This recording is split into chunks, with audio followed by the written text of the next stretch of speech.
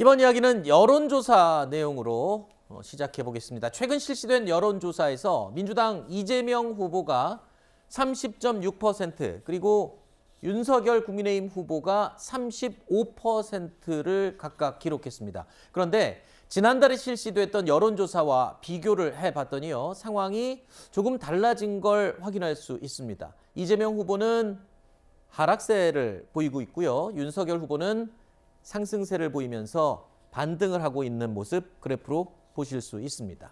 자, 이렇게 희비가 엇갈린 상황 속에서 이제 민주당이 새로운 캠페인을 시작했다는 소식이 전해졌습니다. 자, 바로 이 캠페인인데요.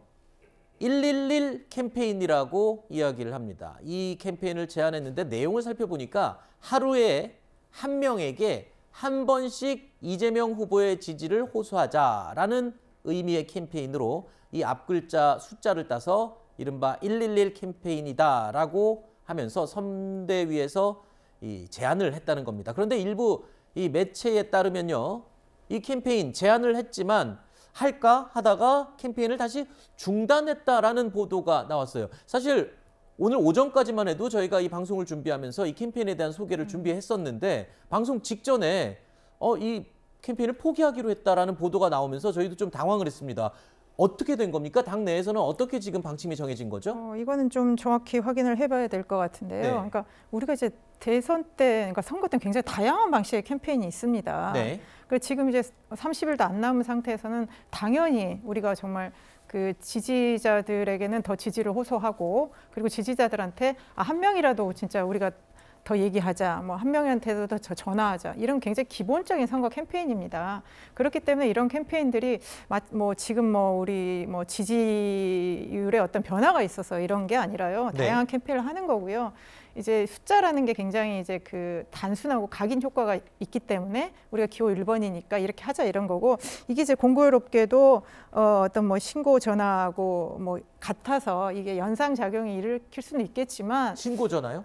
그러니까 뭐 아까 간첩 신고, 예. 아까 그렇게 네. 나왔었나요? 간절함 신고였나요? 간첩 신고 또는 국정원 번호로 그렇게 그렇습니까? 알려져 있거든요. 예.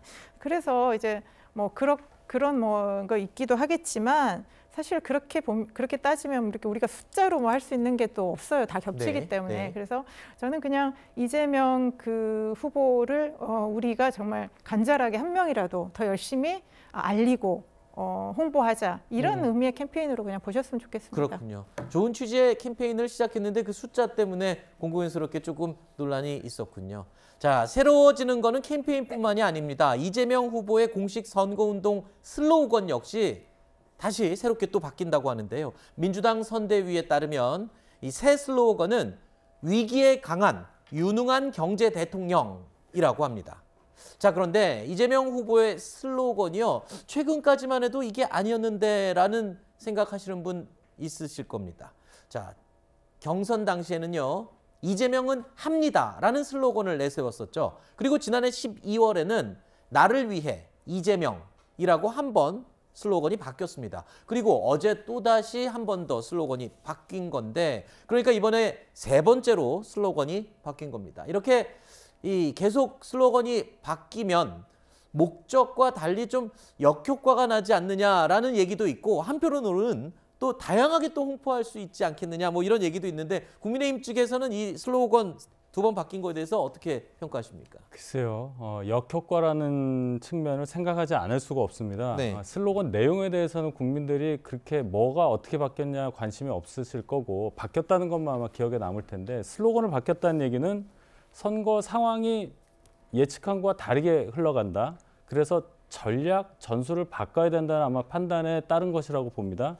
그렇다면 지금 민주당이 계속 선거를 하는 과정에서 본인들이 예측치와 다르게 상황이 흘러간다, 민심이 예측과 다르게 흘러간다, 이렇게 판단했다고 볼 수 있고, 그렇다면 일반 전체 유권자에 대해서도 마찬가지지만 지지층의 혼란을 많이 불러일으키지 않을까, 네. 그런 역효과는 생각해 볼 수 있겠습니다. 그거는 국민의힘에서 보는 이야기고, 또 이제 민주당 측에서는 그만큼 또 이 알리고 싶은 내용이 다양하고 많기 때문에 그랬을 수 있다라는 생각 충분히 할 수도 있을 것 같아요. 그러니까 이제 슬로건이라는 걸 굉장히 고정불변이다라고 좀 생각을 하시는 것 같아요. 그렇지 않거든요. 네. 왜냐하면 상황이 계속 변하고 있고, 그다음에 강조하고 싶은 게 여러 가지가 있거든요. 우리 네. 하나만 얘기하지 않지 않습니까? 그리고 경선 때 슬로건이 당연히 본선 때 바뀌어야죠. 왜냐?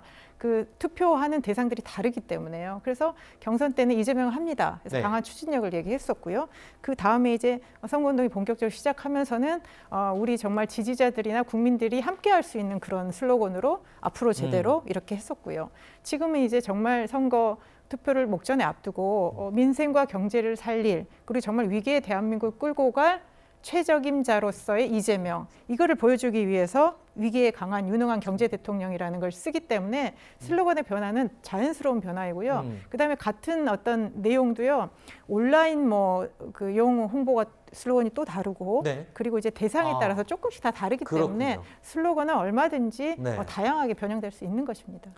들으셨죠? 이 다양한 게 또 좋답니다. 윤 후보 슬로건은 뭐였죠? 저희는 국민이 키운 윤석열, 아. 내일을 바꾸는 대통령 이게 저희 네네. 슬로건인데 슬로건을 여러 번 바꾼다는 얘기 글쎄요 제가 과문한지는 모르겠는데 처음 듣고 슬로건을 바꾼다는 거는 혼란만 일으킨다고 봐요. 이거는 슬로건을 만든 분이 잘못 생각한 것 같아요. 알겠습니다. 그냥 하나로 밀고 나가야죠. 알겠습니다. 뭐 입장은 다른 거니까요.